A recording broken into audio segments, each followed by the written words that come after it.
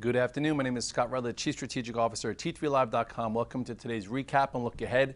So if you're a prop professional trader, you know that today was one of the biggest down days we had of the year. And also, I guess if you have a portfolio and you tune in and you tune into the networks, you'll see that we had our first 1% down day. Now, there are some people who will say, hey, I was forecasting this. I've been a bear. I've been saying it's not going to end well. All these things. Who knows how long they've been saying it? They might have been saying it since 2012 and blown up every single person that listens to them. They might have blown up their trading accounts, or they might just be talking. As real-time professional traders, we need our actions to speak for ourselves. And although there were some signals that we've had some loss of momentum and a little bit of exhaustion, and we had to be a bit careful, there wasn't a blaring signal saying, hey, we're going to be down over 1% today. But there doesn't have to be. If you have a system and you have a process and you have it embedded in your head and you can react fast, because that's how traders have to react, you could actually get out, make money, be safe, and maybe even flip when something changes. Now, one of the rules that I have, which I always say, and I'll keep saying it every couple of weeks, every couple of days, is when you're in a momentum trend above the 8 and 21-day moving average, as a trader, we try and be long. We try and be in portfolio approach. We try and hold positions to let the market make us money. We try to look for breakouts. We try to use a tier system, so when things break out, you can add, and when they go, you can take it off, etc. And then when things change, we get a little bit more cautious, a little bit more tactical, and maybe look for shorts. What's the first signal for a change? A break and close below the 8 and 21-day moving average. That is the momentum active moving average that most prop traders use to measure the health of the market.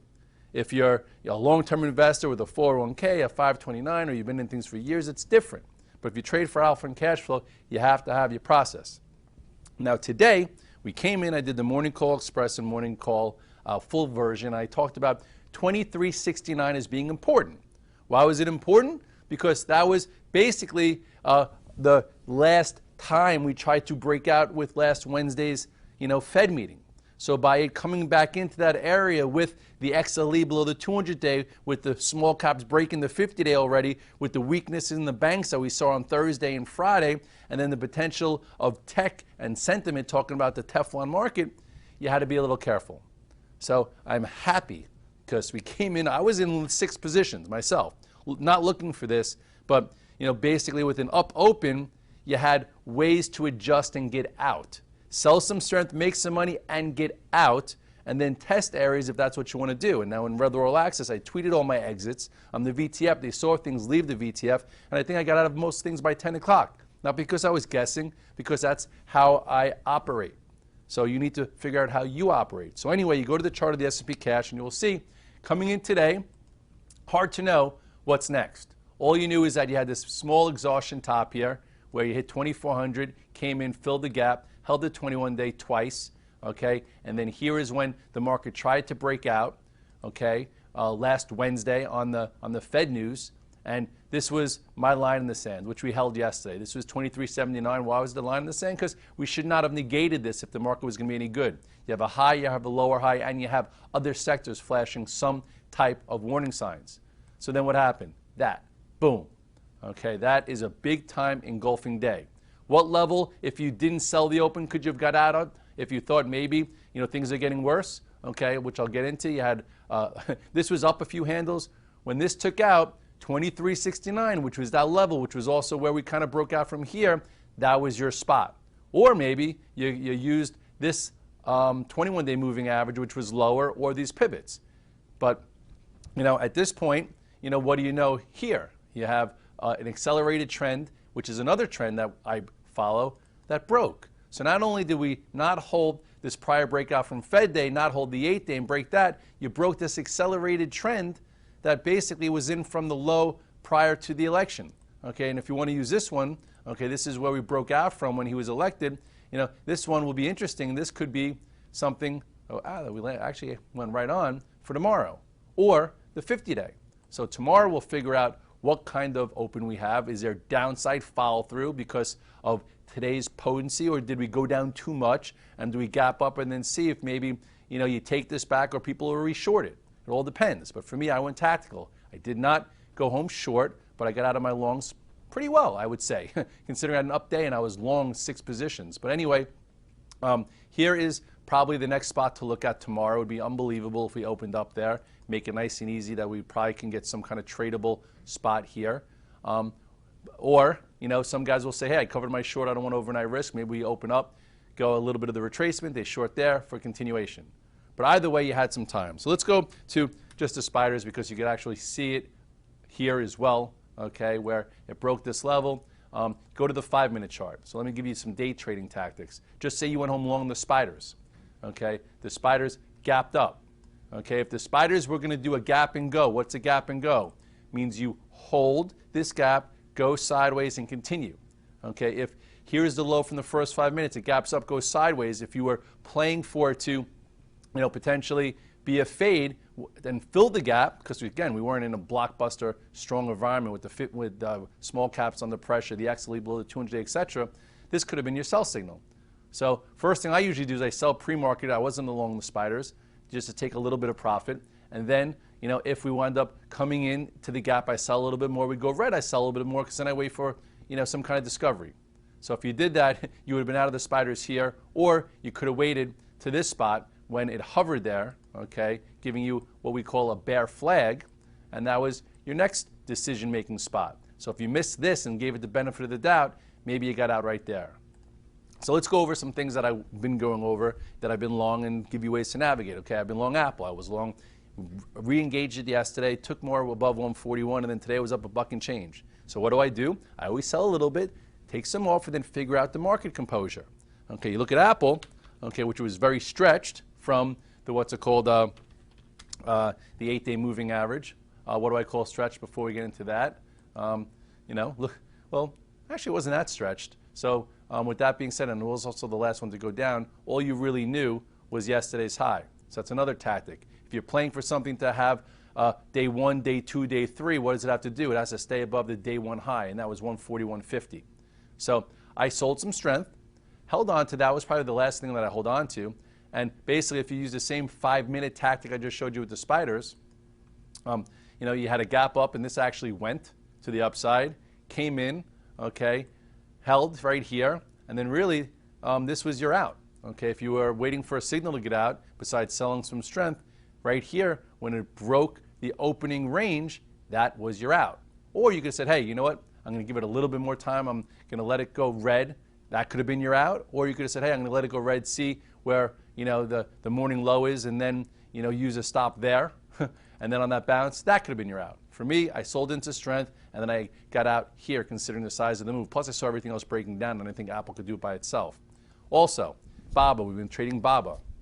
Been a great trade. We were long at 102, 104, 105, whatever it was, into the morning. If you look at my Twitter sphere, I said, I'd rather be a seller between 108 and 110, not a buyer considering it was up 3 days in a row or so.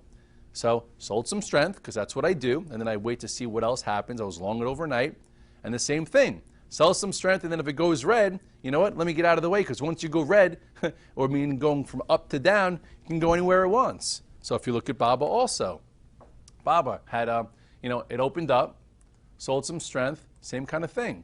Once it broke this opening range, you could have got out. Okay, I think that's when I exited the rest of my BABA. Or you could have said, hey, it went red, let me give it to this spot, which was, afternoon support from the prior day. That shouldn't happen with a little bear flag here.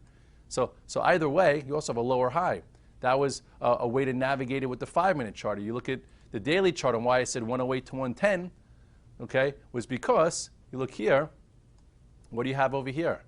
You have a prior high. This is your prior high going across. So the buyable spot was a nice little breakout. It wasn't obviously as powerful as some of us would have thought, but who knows?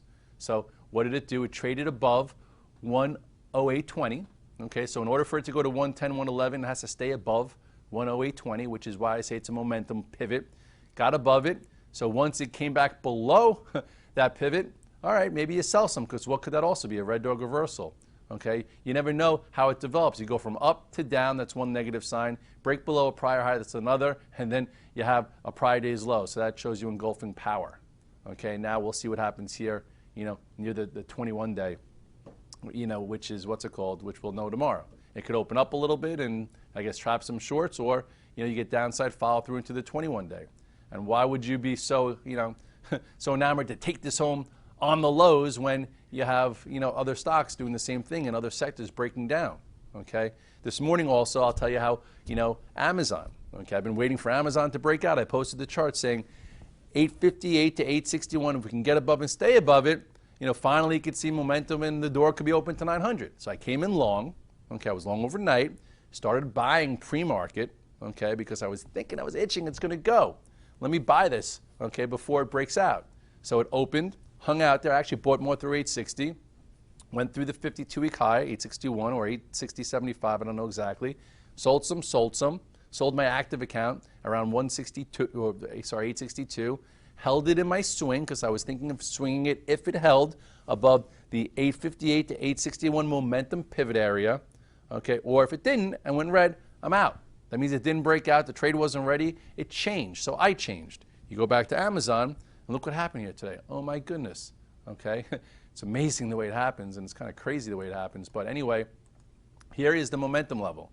Why did I come up with the momentum level as 858? Because here you had 857-ish, and then here you had 860.86. So I made it simple. I said 858 to 861. If it gets above this and stays above this, okay, potentially we could break out. Obviously, that didn't happen. So the reason why I came in overnight long is because I said, hey, look at this tight pattern. Right now, market's not showing much power. Momentum's hard to find, but I'll be in some.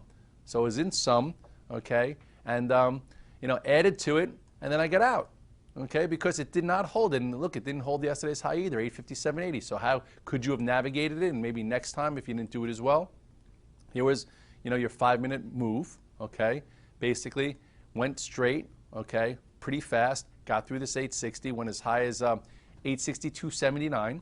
So about gave you $3 quick move day trade wise. Then finally had this wide range move down. Then it didn't take back half. Okay, then this could have been your pivot to get out, which is right there. Or when it went to fill the gap by that 858 area, which was the prior momentum high. So that is when I sold my my Amazon. Okay, had it overnight, bought some, sold some. Could have been a great day in it if the market didn't fall apart, which it did. So instead, it wasn't ready for it. The market wasn't ready, so I sold it as it went red. And then you could have easily, I think I said if you have more room, you want to give it more room, give it to 853. And that was right here. Came up, retested it, and then boom. So there were, at least, you didn't go home long and it opened down $7 and trap you and then do that. At least it gave you a way to figure out how to navigate it. Okay, that's all you can ask for. If you try and do the right trade overnight and look for follow through, and if you get it and you have the actual wherewithal to make decisions as the market's moving fast, the only way you could do that is if you know how to navigate. Lastly, before I go, the banks. I was like, hey, let me buy the 50-day moving average. First time with the 50-day moving average, maybe, these banks bounce. But then I'm in the back of my head, I'm like, Goldman Sachs, the strongest stock, yesterday couldn't reclaim the 50-day while the other stocks weren't even there. We tried it once, remember, bought a little bit, went green, sold, and I'm like, I don't really trust it yet. A lot of the banks have room to the 50-day. So if Goldman Sachs, considering one of the best banks out there, was going to break and slice the 50-day, I figured I should be careful around the 50-day. Not just buy it because it's there. And then if you look at, just say, the FAS, okay, which is the ETF for it, it didn't stop. First of all, here was your 8 and 21 day, so that could have been your out if you were playing it for momentum. Then it broke below the weekly low, which was another pivot. That was 46.28, didn't reclaim it. And then it broke below the 50-day, didn't even look back. Okay, so now this accelerated trend is broken, which you also can combine it. Plus, we also talked about in the morning call how this exhaustion move wound up being a short-term top, and then you had another engulfing day that showed you weakness, and then boom.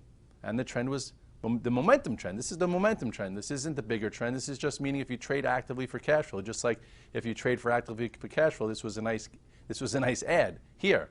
Okay, remember we talked about this maybe being a head and shoulders top too, left shoulder, head, right shoulder, neckline. It actually went to somewhat of the measured move. I didn't take it home long though because it was the weakest sector today and it sliced the 50-day, so I'm not just guessing that it's going to bounce tomorrow. I'll wait and let it do some more price discovery. We'll see, if it gets into that spot. But at this point, you don't know. And if you want to look, I guess, a little further to figure out, this is the momentum trend. This is when it took out the descending channel trend for the election. Now, here is, here's one spot a lot further down, and then here's the 200-day. So At this point, all it did is take out some of the fluff. And as an active trader, you cannot get caught in that fluff long because it'll ruin your month, it could ruin your year. If anything, some traders are probably looking at this as a potential exhaustion top, head and shoulders top, get short because it's going to at least hit the 50-day. And what was the signal that it was going to hit the 50-day? Look at yesterday, Goldman Sachs hit the 50-day and didn't bounce off it at all. Okay, basically right here, that was Friday's candle. Remember how we talked about how ugly that was in the recap the other day, or actually in my morning call? Well, here was a 50-day. It didn't take it back with authority and engulf it. It stayed below it. So basically, today people got scared and got out of it, and now you'll see what's happening here. I was in Bank of America overnight. I said, you know what? If it breaks yesterday's low, I'm out. Because why wouldn't this hit the 50-day if Goldman Sachs is crushing through the 50-day? So anyway, broke below this. I was thinking about just blindly buying at the 50-day, but I was like, hey, you know what? I'll wait. So VTF gets to see that too. And basically, not long that, and here is your accelerated trend. So not only did you lose the 8 and 21 day, you lost the accelerated trend. And if you play on an accelerated trend type basis, you had to get out, and you had some clues to get out. So if if you've been in Bank of America since $8, it doesn't matter to you that it's down to, what is it, 23 and change. You just missed the top, big deal. If you trade actively for 1 to 3 day time frames when you're trying to get short-term direction, you have to look at all these signals. So at this point, not saying we're going to get a crazy correction, we're going to get a crash, but the momentum trend has broken. So you go from portfolio approach, which means you have 5, 6, 7 longs, looking for breakouts, having a good time, being et cetera, et cetera. Not saying, some people like the other way for fun, but anyway, once that changes, we change. So now I'm going to be tactical. What does that mean? I'm going to not have risk on. I'm going to look for red dog reversals, testing levels. Everyone knows what that means. You break below the prior day's low, come back above it, maybe buy Versat low, so you have a stop.